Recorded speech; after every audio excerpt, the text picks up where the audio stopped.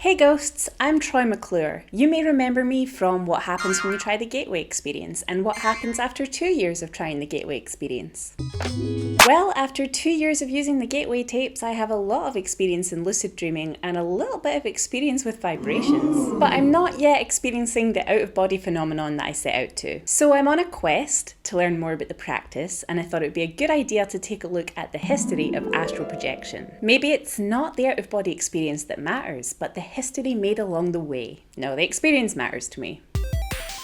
The concept of astral projection, that is, your consciousness leaving your physical body, is found across cultures. Ancient Egyptian teachings present the soul, Ba, as having the ability to hover outside the physical body via the Ka, or subtle body, as depicted in this wonderful artwork from 1300 BCE. This is from the Book of the Dead. How metal.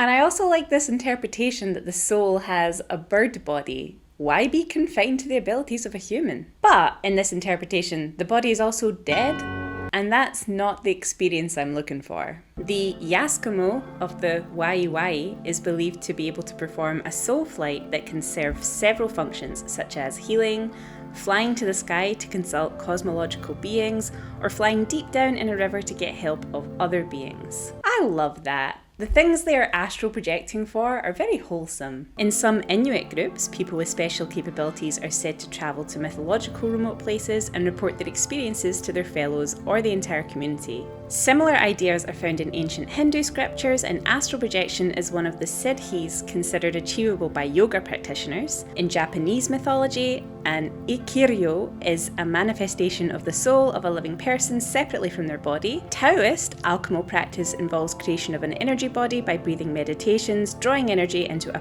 pearl that is then circulated. In Judaism and Christianity, the final chapter of the book of Ecclesiastes refers to a silver cord that is sometimes interpreted as the force that unites the physical body with a subtle body, and according to the classical, medieval, Renaissance, Hermeticism, Neoplatonism, and Theosophist and Rosicrucian thought, the astral body is an intermediate body of light, linking the rational soul to the physical body, whilst the astral plane is an intermediate world of light between heaven and earth, composed of the spheres of the planet and stars. So everyone knows how to astral project, except me. It's one of those things where if lots of different cultures from across history have reported experiencing this, then it must be happening. It's also one of those things where the person who is doing the astral projection is probably well respected and receives perks. That's not why I'm doing it. It's more that I find this stuff really interesting, and a lot of the practices in order to induce an astral projection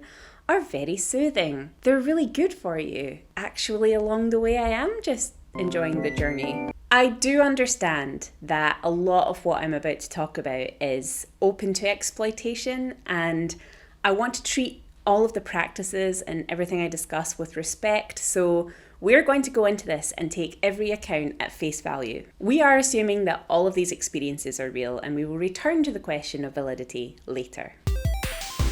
Emanuel Swedenborg was one of the first practitioners to write openly about out-of-body experiences in the 1700s in his spiritual diary. That is something I should have in my life. Dear diary, no out-of-body experiences yet, but some of the ghosts think I'm moderately cute. Swedenborg claimed that his experiences were religious and that he could freely visit heaven and hell. It's not clear if he was just trapped inside my YouTube channel Asset Bank. Following the Age of Enlightenment in 18th century Europe, new esoteric ideas developed in response to scientific rationality. Scholars called this new esoteric trend occultism. Why did I say it like that? Occultism. It's as if I'd never heard this language before. Occultism. There we go. And this occultism was a key factor in which the worldview of the New Age emerged. In my mind, this is where astral projection and practices like this moved from being something respected and religious into something weird and spooky and disingenuous in the public eye. With the Industrial Revolution came unions and reformed working conditions, and children were legally required to go to school. And when the entire population starts being taught conceptual ideas like math and reading and writing and start using logic and problem solving, They start to critically think and challenge the status quo. And with new concepts like analytical psychology and psychoanalysis, yes, those are two different things, people were beginning to understand their minds and bodies in different ways. Respected author and disability rights activist Helen Keller talked about astral projecting to Athens in her 1927 book, My Religion. And then you had people like Harry Houdini, who was displaying and showcasing incredible illusionary tricks to the public that were really challenging what we knew was real and fake, all whilst denying the existence of magic and spirituality. And although I don't think astral projection is magic, it is often linked with paranormal abilities and gifts. In his later years, Houdini campaigned against fraudulent psychics and lobbied Congress to ban fortune-telling. He and his wife had this agreement that if one of them died, the survivor would use a medium or hold a seance and try to connect with the dead partner. And they agreed on a specific message that they would say so that they knew that the connection was genuine. Marriage bolts. This story warms my heart every time. Sadly, after Houdini's death in 1926, his wife was not able to contact him through seances or mediums. So a win for skeptics. However, in the mid-20th century, things started booming for astral projection and out-of-body experiences. The availability of psychoactive drugs was increasing, despite the legal restrictions, and they opened people's minds to new states of consciousness. With the guidance of Hindu philosophy, the Beatles started practicing transcendental meditation and helped kickstart the human potential movement. I both love and hate the name human potential movement. It's simultaneously inspirational and it's giving weird government experimental vibes. It is in fact the concept that there is a large well of potential untapped within every human being. One of the advocates, George Leonard, interviewed 37 psychiatrists, brain researchers and philosophers on the subject of human potential.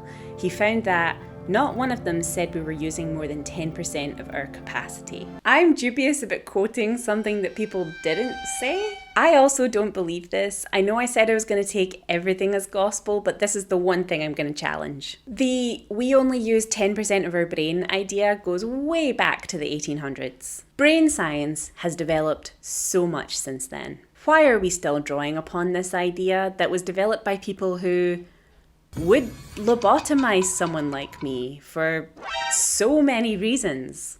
And besides the science, think of all the things that we do. Language, numbers, emotions, creating stuff, reading, writing, coming up with new ideas, creating conceptual lands in your mind, watching TV while scrolling your phone and writing your script for your YouTube video at the same time. 10%?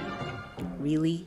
Anyway, I do think the idea that there is more potential within you is constructive. And in the 60s and 70s, subcultures of society were splitting off from convention. Not everyone wanted to do the traditional thing anymore. The American dream is a lie, the Hays Code has dissolved, and everything is brown. So then, friend of the channel Robert Monroe entered the scene. I say he's a friend of the channel, he's never been in one of my videos, it's just that I've reviewed his book. Well, I mean, not that I know of. Robert Monroe, if you're with me now, can you give me a sign? Oh well. Robert Monroe wrote about his out-of-body experiences in many books, one of which I've reviewed on this channel. And he went on to establish his own institute, which you can visit and learn how to have out-of-body experiences. And he also went on to create his own program that you can do from home called the Gateway Experience. That's how I got into all of this, and in other videos and blah blah blah. You get the gist. Monroe was joined by the likes of Robert Bruce. And I know I've only just started this list, but can we pause for a moment, because the name Robert Bruce always makes me think of Robert the Bruce, King of Scotland and defeater of invaders. Robert Bruce, William Bullman, Marilyn Hughes, Albert Taylor and Michael Crichton all wrote about astral projection and leaving the body. So we're beginning to catch up on present day, and I want to take a moment to talk about James Randi. I learned about him through a friend who, okay, maybe we have to jump ahead a little bit. In my lifetime, so the 90s onwards, a lot of this stuff was considered very alternative and a bit gimmicky. When I was a teenager, my friend and I discovered James Randi through his challenge. Basically, he would devise a challenge for each and every individual person who claimed to have supernatural abilities. And this was designed specifically on what they claimed to have. So if they said they could speak to dead people, that's what the test would test. If they said, "My breasts can tell when it's raining," that's what the test would be about. I hope you get that reference. So he would offer $1 million to anyone who could prove their paranormal abilities. I don't believe anybody actually passed any of his challenges. You can only believe what people tell you. There's no way for you to really verify it. I hadn't really heard of astral projection until I was an adult, but I think I experienced it as a kid. I have a memory of floating when I was about 3 or 4 years old. I could float out of my body, through my bedroom, and down the stairs. But I was always scared that someone would see me floating, so if I heard someone coming, like my parents, I would float back into my body. I thought this was a recurring dream that I had for years, until one day I was on TikTok. I know. But someone on there talked about being able to float as a child. Then I had some conversations with people in real life who could also recall floating as a child. But this sort of stuff wouldn't be talked about in my youth. Spiritual practices outside of organised religion were seen as kind of naff, in the UK at least. It was seen as something that vulnerable people believed in. And over my lifetime I saw a lot of TV shows that would expose